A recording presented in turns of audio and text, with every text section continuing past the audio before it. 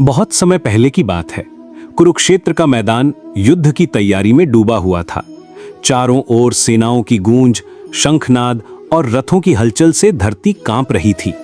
दो पक्ष आमने सामने थे। एक और अधर्म और अन्याय से भरे कौरव, दूसरी ओर धर्म और सच्चाई पर खड़े पांडव। पांडवों के सबसे महान धनुर्धर अर्जुन अपने रथ में खड़े थे। उनका सारथी कोई और नहीं, स्वयं भगवान श्री कृष्ण थे। अर्जुन ने रथ को दोनों सेनाओं के बीच ले जाने को कहा। जैसे ही श्री कृष्ण ने रथ को बीच में रोका, अर्जुन ने अपने ही संबंधियों, गुरुओं और मित्रों को दूसरी ओर खड़ा पाया। उन्होंने भीष्म पितामह को देखा, गुरु द्रोणाचार्य को देखा और अपने सगे संबंधियों को भी। अर्जुन का मन भर आया, हाथ कांपने लगे, धनुष गिर गया। वो युद्ध से पीछे हटना चाहते थे।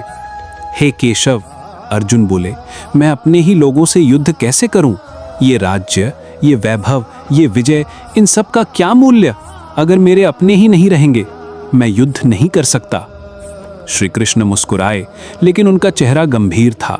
उन्होंने अर्जुन की ओर देखा और बोले, हे पार्थ, तुम्हारा मोह तुम्हारे कर्तव्य के मार्ग में बाधा बन गया है। ये शरीर नश्वर है, आत्मा अमर है। जिसे तुम मारने जा रहे हो वो आत्मा है ही नहीं। आत्मा को कोई मार नहीं सकता। न अग्नि जला सकती है, न जल भिगो सकता है, न वायु उड़ा सकती है। अर्जुन चकित होकर श्री कृष्ण को देखते रहे। श्री कृष्ण आगे बोले, तुम अपने धर्म से भाग नहीं सकते। तुम्हारा धर्म है क्षत्रिय धर्म, अधर्म के विरुद्ध खड़े होना।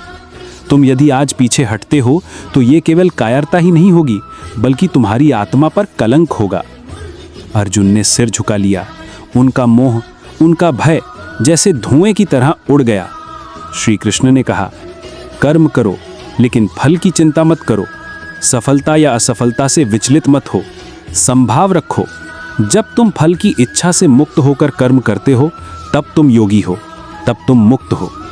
उन्होंने अर्जुन को ध्यान, भक्ति और ज्ञान का मार्ग बताया। उन्होंने ये भी समझाया कि जो मनुष्य हर प्राणी में परमात्मा को देखता है और हर प्राणी में संभाव रखता है, वही सच्चा ज्ञानी है।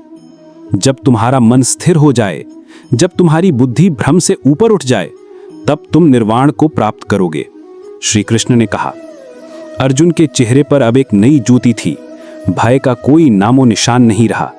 उन्होंने अपना धनुष उठाया और कहा, हे माधव, आपकी शरण में आकर मैंने सत्य जाना है। अब मेरे सारे संदेह मिट गए हैं। मैं अब युद्ध करूंगा, धर्म के लिए, सत्य के लिए। श्री कृष्ण मुस्कुराए। गीता का ज्ञान अर्जुन को मिल चुका था और उस ज्ञान ने न केवल अर्जुन का जीवन बदल दिया, बल्कि आने वाले युगों तक करोड़ों लोगों को जीवन का मार्ग दिखाया।